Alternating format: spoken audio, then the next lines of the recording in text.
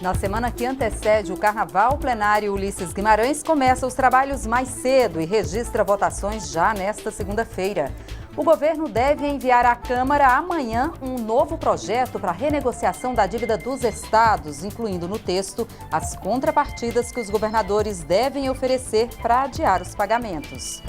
E esta edição destaca também: deputados querem que empresas de transporte coletivo sejam obrigadas a divulgar custos que influenciam no preço da passagem. Eventos destinados ao público infantil terão que fornecer pulseiras de identificação para as crianças. É o que diz um projeto aprovado na Comissão de Seguridade Social e Família da Câmara.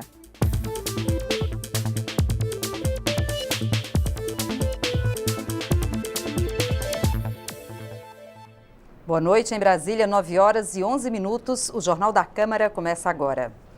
Os deputados encerraram agora há pouco a sessão no plenário Ulisses Guimarães e a gente vai agora falar com a repórter Dini Moraes, que fala ao vivo do Salão Verde e tem as informações. Olá, Dini, boa noite.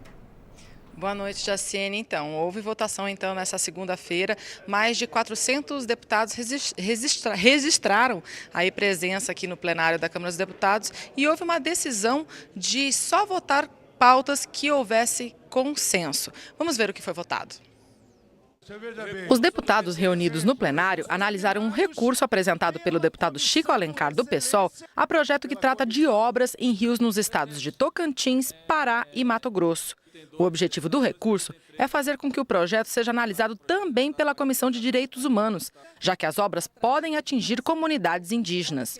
O resultado será a formação de uma comissão especial, já que o mérito já passou por outras 3 comissões na Câmara. O recurso foi aprovado. Assuntos que afetem as chamadas minorias étnicas, como os povos indígenas, devem ser examinados pela Comissão por Excelência de Defesa e Cuidado com essas minorias, que é a Comissão de Direitos Humanos. O deputado José Carlos Aleluia, do Democratas da Bahia, protestou. A Câmara aprovou a paralisação da hidrovia do Tocantins. Nós não estamos pensando. Também foi aprovado o projeto de lei que permite que empresas usem 10% da cota de aprendizes para a formação de jovens na área esportiva. E também garante que aprendizes com deficiência sejam contratados por mais de 2 anos. Esse projeto tramita no Congresso desde 2011 e ele vem ao encontro de uma década que é extremamente importante para o nosso país, está sendo no âmbito do esporte, da formação esportiva. E sabemos que a aprendizagem profissional, várias empresas têm gargalos que precisam ser superados e que possam cumprir a cota de aprendizes que a legislação determina. A votação de um projeto que garante um sistema de proteção para crianças e adolescentes que são vítimas ou testemunhas de violência. Também há um acordo entre as lideranças da necessidade de votar pautas voltadas às mulheres, tendo em vista a proximidade do Dia Internacional da Mulher, celebrado dia 8 de março. Entre essas propostas está uma que endurece as penas para quem comete crime contra a mulher no âmbito da internet ou nos meios de comunicação e também a criação de um fundo de enfrentamento contra a violência à mulher. Esse fundo, inclusive, já tem o aval do governo, conforme diz o líder. Vamos ouvir o que ele falou. O novo Fundo Nacional de Combate à Violência contra as Mulheres, que é um pleito da bancada feminina e que o governo federal já viabilizou o orçamento necessário para a criação desse fundo, no total de 80 milhões de reais. Outro assunto que pode chegar aqui à Câmara é a medida provisória 747, que trata das concessões de rádio e TV. Ela dá anistia às emissoras que perderam o prazo para a renovação da concessão. No entanto, esse assunto ele não tem ainda consenso entre os parlamentares. Vamos ver o que eles estão discutindo. Modernizar a radiodifusão é fundamental para trazer a comunicação para todos os brasileiros, não só na zona rural, mas na zona urbana, em horários importantes, e acabar com grupos de domínio dentro da radiodifusão. É imoral, é obsceno o que se fez nessas concessões de radiodifusão no Brasil nos últimos anos. Eu não vou dizer que foi só no governo passado, foi nos anteriores também. Políticos, por exemplo, deputados, senadores, que a Constituição brasileira veda peremptoriamente, expressamente, de terem concessões de empresas de radiodifusão, foram agraciados. Jaciene, essa medida provisória aí que trata das concessões de rádio e TV ainda precisa ser votada numa comissão especial de deputados e senadores antes de vir aqui para o plenário da Câmara e depois para o plenário do Senado. Ela tem só 20 dias, cerca de 20 dias, né, porque ela vence em 12 de março, então para não perder aí a validade. A gente viu, como a gente viu aí nas sonoras, apesar do tempo apertado, não há um consenso. Bom, o que definitivamente vai ser colocado em pauta, em votação amanhã aqui no plenário da Câmara vai ser decidido numa reunião de lideranças partidárias que vai acontecer amanhã às 10 horas da manhã, juntamente com o presidente da Câmara, deputado Rodrigo Maia. É com você, Jaci. Obrigada, Dini, pelas informações. O governo deve encaminhar à Câmara amanhã um novo projeto para a renegociação da dívida dos estados. O texto inclui as contrapartidas que os governadores devem oferecer para adiar os pagamentos. No final do ano passado, o presidente Michel Temer vetou parcialmente uma proposta aprovada pelo Congresso que não incluía essas condições. Hoje cedo, o presidente da Câmara, deputado Rodrigo Maia, esteve no Ministério da Fazenda para discutir o projeto. Na saída, afirmou que ele deve ser votado na primeira quinzena de março. Se as contrapartidas não precisassem estar escritas no texto, eu esperava muito que a gente pudesse amanhã mesmo votar o projeto. Mas, com as contrapartidas colocadas, nós vamos ter que fazer um trabalho de convencimento, mostrando, inclusive, que, como no caso do Rio, o Estado do Rio já está aprovando na Assembleia todas as reformas que virão, né, no texto encaminhado pelo governo federal. Então, o meu papel é tentar construir, do ponto de vista político, as condições, como presidente da Casa, para que esse projeto possa ser aprovado na primeira quinzena de março e que a gente possa tirar o meu estado, o Rio de Janeiro, da situação, né, de calamidade que vive e que outros estados que a gente sabe que vão acabar precisando também, possam também aderir. O presidente da Câmara, deputado Rodrigo Maia, afirmou nesta segunda-feira que não vê necessidade de outra votação para o projeto de medidas de combate à corrupção devolvido à Câmara pelo Senado na semana passada, por decisão do Supremo Tribunal Federal. Hoje, os órgãos internos da Casa se reuniram para definir como será o trabalho de checagem dos 2 milhões de assinaturas que endossam o pacote anticorrupção proposto pelo Ministério Público. A Secretaria-Geral da Mesa da Câmara, o Centro de Informática e o Centro de Documentação se reuniram na manhã desta segunda-feira para definir como vão fazer a checagem de assinaturas determinada pelo STF.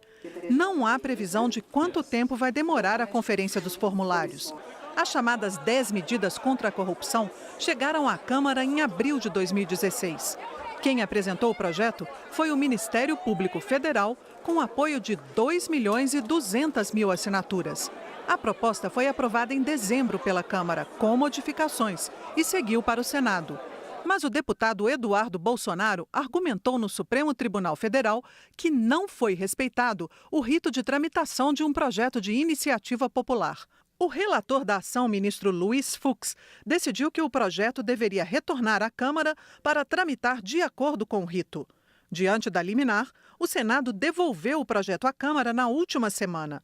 Com o compromisso dos presidentes da Câmara e do Senado de cumprir o rito do projeto de iniciativa popular, o ministro extinguiu o processo. A única coisa que a gente vai fazer, e foi o combinado, é fazer a checagem formal das assinaturas e depois retomar, né, o rito do projeto no ponto onde ele parou. Depois, em março, junto com o TSE, nós vamos tentar produzir um texto, um projeto de lei que regulamente de forma efetiva daqui para frente, né, qual cartório, se é no cartório eleitoral, de que forma que nos próximos projetos nós tenhamos vamos dizer assim, uma confirmação de assinatura mais segura do que a colocada. O deputado Rodrigo Maia afirmou que a conferência das assinaturas foi acertada com o ministro Luiz Fux. Disse também que vai conversar com o presidente da Comissão de Constituição e Justiça sobre a tramitação do projeto após a conferência das assinaturas. Segundo Rodrigo Maia, o reenvio do projeto diretamente ao Senado é uma das soluções possíveis. O governo enviou à Câmara um projeto de lei complementar que acaba gradualmente com a contribuição adicional de 10% sobre o saldo do FGTS, o Fundo de Garantia por Tempo de Serviço. Essa contribuição, popularmente chamada de multa, é paga pelas empresas ao governo quando demitem funcionários sem justa causa. Hoje, a empresa deposita 40% na conta do FGTS do empregado e recolhe outros 10% para o governo, que usa esse dinheiro em programas como Minha Casa Minha Vida. De acordo com a proposta enviada pelo Executivo, a alíquota da contribuição será de 9% em 2018, com redução de 1 ponto percentual a cada ano até a sua extinção definitiva em 2027. Essa medida já havia sido anunciada em dezembro, quando o governo lançou um pacote de medidas para aquecer a economia. A comissão especial que analisa o projeto de lei conhecido como Escola Sem Partido realizou uma audiência pública na Câmara para ouvir profissionais da educação que apresentaram opiniões divergentes sobre a proposta. Ana Caroline Campagnolo disse que sofreu perseguição religiosa da professora e dos colegas no curso de mestrado numa universidade pública de Santa Catarina. Ela processou a professora por danos morais, já que, segundo ela, a professora não quis orientá-la por causa da opção religiosa. Ana Caroline defendeu a proposta discutida na comissão especial da Câmara, que obriga as escolas a respeitarem as convicções dos alunos e dos pais. O professor já tem que respeitar o aluno, já tem que agir impessoalmente, já tem que agir respeitando a pluralidade de pensamento. Todas essas leis já existem. O projeto Escola Sem Partido é apenas publicizar, para que todos saibam e para que esses crimes, como os que aconteceram contra mim, diminuam. A opinião dessa professora da Faculdade de Educação da PUC de São Paulo é bem diferente. Madalena Guasco disse que a educação não é neutra e o debate sobre ideias diferentes a respeito dos temas estudados deve estar presente nas salas de aula. Para a educadora, os problemas das escolas e das universidades são outros. Nós temos problema de falta de qualidade, nós temos problema de muitos alunos em sala de aula, nós temos problema de professores que ganham muito mal, nós temos problemas de professores que dão aula em 3, 4 escolas, nós temos muitos problemas na escola brasileira, mas nenhuma pesquisa da década de 80 para cá trouxe em nenhum momento a ideia de doutrinação, de lavagem cerebral como um problema da escola. A comissão especial sobre o programa Escola Sem Partido analisa a proposta que inclui um artigo novo na Lei de Diretrizes e Bases da Educação para proibir a doutrinação ideológica e a veiculação de conteúdos que possam estar em conflito com as convicções religiosas ou morais dos pais ou responsáveis pelos estudantes. Junto com esse projeto de lei, outros 5 sobre assuntos semelhantes estão sendo analisados ao mesmo tempo. O projeto Escola Sem Partido foi apresentado pelo deputado Isalci, do PSDB do Distrito Federal. Se aplica à sala de aula, livros didáticos e paradidáticos, avaliações e concursos. Outros 2 projetos do deputado Erivelton Santana, do PSC da Bahia, dizem que os valores de ordem familiar têm precedência sobre a educação escolar nos aspectos relacionados à educação moral, sexual e religiosa. Um projeto do deputado Alan Rick, do PRB do Acre, e de outros 14 parlamentares proíbe políticas de ensino ou disciplinas que apliquem os termos gênero e orientação sexual.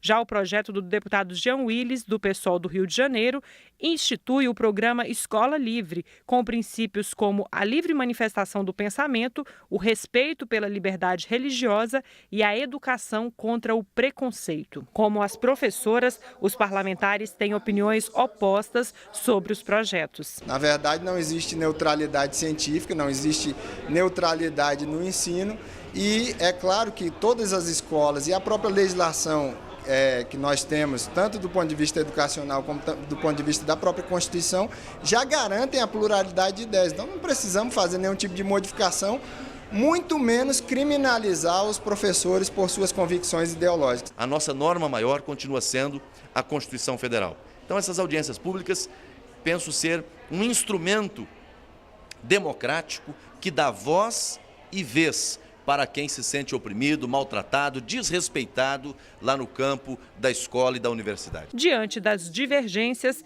a expectativa do relator é que a Comissão Especial da Escola Sem Partido não conclua os trabalhos neste semestre. A gente pretende levar audiências públicas para os estados, visto que em assembleias legislativas, câmaras municipais, também está sendo discutido essa temática. Existem projetos em câmaras municipais, em assembleias legislativas que também tratam dessa temática do Escola Sem Partido. A Comissão de Seguridade Social e Família aprovou um projeto de lei que obriga os organizadores de eventos destinados ao público infantil a fornecer pulseiras de identificação para as crianças. O objetivo é facilitar, se for necessário, que pais reencontrem seus filhos no meio da multidão. Se você é pai ou mãe, provavelmente já perdeu seu filho em algum lugar, nem que seja por alguns minutos. Em grandes eventos, no entanto, encontrar a criança pode ser mais difícil. Para evitar situações como essa, está em análise na Câmara um projeto de lei que torna obrigatório o fornecimento de pulseiras de identificação para crianças com menos de 10 anos em eventos com mais de 150 pessoas. A reportagem da TV Câmara veio até este evento, que é a comemoração do aniversário da cidade estrutural no Distrito Federal. E aqui podemos constatar que muitas crianças com menos de 10 anos chegam perdidas até os organizadores, muitas vezes desorientadas, chorando bastante e sem condição de dizer o próprio nome ou o nome dos pais. O objetivo deste projeto é facilitar a identificação destas crianças e potencializar o reencontro entre elas e os responsáveis. A organizadora do Bloco Infantil de Carnaval, Baratinha, confirma que casos de crianças perdidas são uma constante neste tipo de evento. Ela elogia a ideia da pulseira de identificação. Muitos não conseguem falar. Se tiver um tipo de identificação nesse porte, até para o policial que encontrou, para a própria pessoa que está no evento que encontrar, facilita muito, porque vai olhar o nome do pai, a gente já vai anunciar no microfone, inclusive, o nome do pai, a identificação se tornaria bem mais fácil. Geni Medeiros também defendeu que em eventos com entrada gratuita, o fornecimento de pulseiras de identificação seja de responsabilidade do poder público. Já a diretora teatral Tereza Padilha discorda. Ela acredita que em eventos onde a criança está acompanhada de um adulto, ele é quem deve se responsabilizar pela criança. Com relação à responsabilidade, quando você tem uma criança, quem tem que ser responsável é aquele adulto que está acompanhando. E não pode se colocar a responsabilidade de um produtor sobre aquela criança. Não tem sentido isso, né? Então, o próprio pai pode colocar uma identificação no seu filho, entendeu? Sabendo quem é a criança, que a criança às vezes é muito danada, em um piscar de olhos a criança some. Mas o deputado Diego Garcia, autor da proposta, acredita que a responsabilidade tem que ser compartilhada entre os pais e o produtor do evento. Ele defende que o impacto financeiro sobre o empresário será insignificante. A pulseirinha, ela tem um custo muito baixo comparado aos transtornos e ao caos gerado de uma criança que se perde num evento e o mal tão grande que isso gera e traz para a família depois como consequência. Mulheres vítimas de violência sexual deverão ter prioridade de atendimento jurídico. É o que prevê um projeto de lei que está sendo analisado na Comissão de Constituição e Justiça da Câmara. Os casos de violência sexual registrados no Brasil, segundo o IPEA, mostram que 89% das vítimas são mulheres e de baixa escolaridade. Do total de vítimas, 70% são crianças e adolescentes. Quem trabalha na área alerta. Essas estatísticas não retratam a real quantidade de mulheres que sofrem violência sexual. Muitas, por razões diversas, ainda não registram os casos nas delegacias. Ela não registra ou ela não notifica por medo do agressor.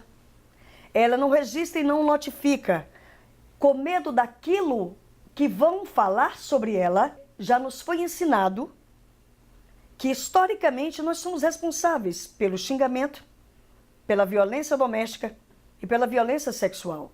Porque a nossa roupa é mais curta, o nosso vestido é mais longo, a nossa roupa é mais transparente, nós rimos alto, falamos demais, bebemos no bar, Então, todos esses comportamentos para uma comunidade, para uma sociedade machista, legitima o ato sexual. É aí onde a gente fala dessa cultura do machismo, ou a cultura do estupro, que nós temos que lutar veementemente contra isso. Vencer tantas barreiras é um desafio, mas igualmente desafiador é enfrentar um atendimento por parte dos órgãos públicos que nem sempre é acolhedor e adequado.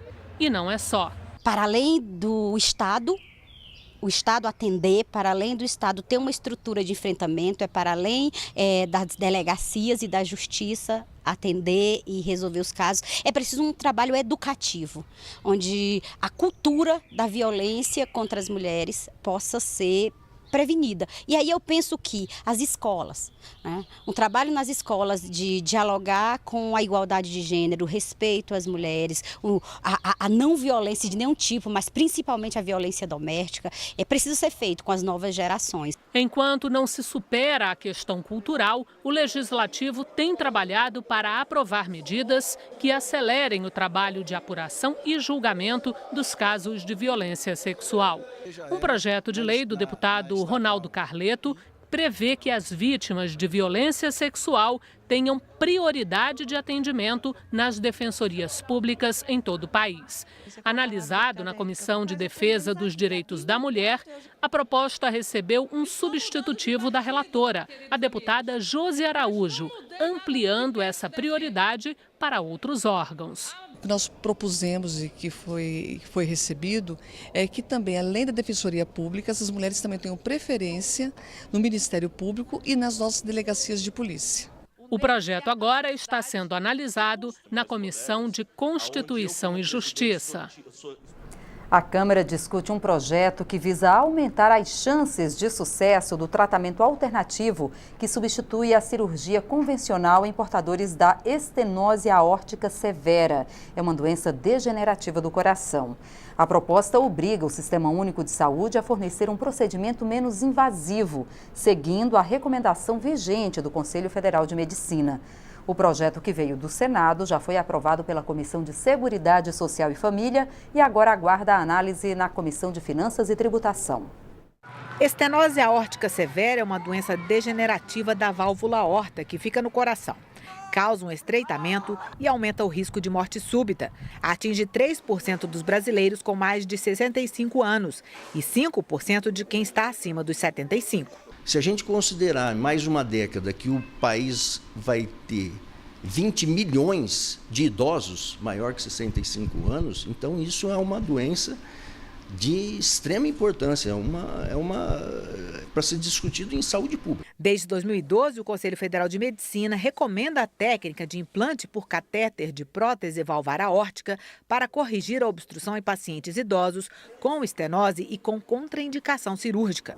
Na Câmara, um projeto aprovado na Comissão de Seguridade Social e Família determina que o Sistema Único de Saúde ofereça o tratamento. Não precisa ser uma cirurgia de peito aberto, é uma cirurgia, na verdade, um procedimento menos invasivo através de um catéter e ele vai até o coração, faz essa troca, um procedimento rápido que poucos lugares ainda fazem, até mesmo pela condição do custo alto, mas agora a gente quer dar oportunidade aos pacientes idosos que não têm condições de fazerem por via particular ou plano de saúde, poderem, através do Sistema Único de Saúde, serem beneficiados pelo TAV. Está comprovado que os pacientes de alto risco e os pacientes inoperáveis, eles vivem mais e têm uma qualidade de vida melhor se submetidos a implante percutâneo comparado com cirurgia.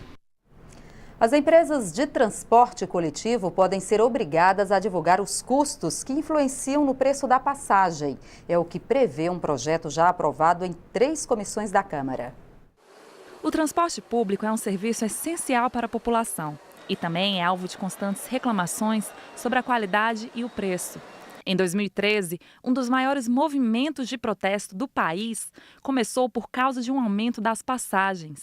Para dar mais transparência sobre o valor das tarifas, foi aprovado na Comissão de Defesa do Consumidor um projeto que torna obrigatória a divulgação das planilhas com os valores de todos os itens que compõem o preço da passagem. Tem que ter a planilha no ônibus para você olhar e dizer, olha, eu estou pagando, mas sei o que estou pagando. Ou então olhar e dizer, eu vou criar problema nesse item aqui, porque aqui é desnecessário. Você deve ser o próprio fiscalizador dos seus interesses. Este especialista reconhece a importância da divulgação, mas alerta que é difícil entender os cálculos que definem o valor cobrado pelas empresas de transporte. A divulgação da planilha, que já é pública, isso não vai resolver esse problema de abrir a caixa preta, de ver qual é o real custo que as empresas vão ter, qual é o real benefício que a população vai ter em conhecer uma planilha que muitas vezes pode ser até difícil de decifrar, incompreensível para essas pessoas. O projeto está agora na Comissão de Constituição e Justiça. Se for aprovado, segue para o Senado.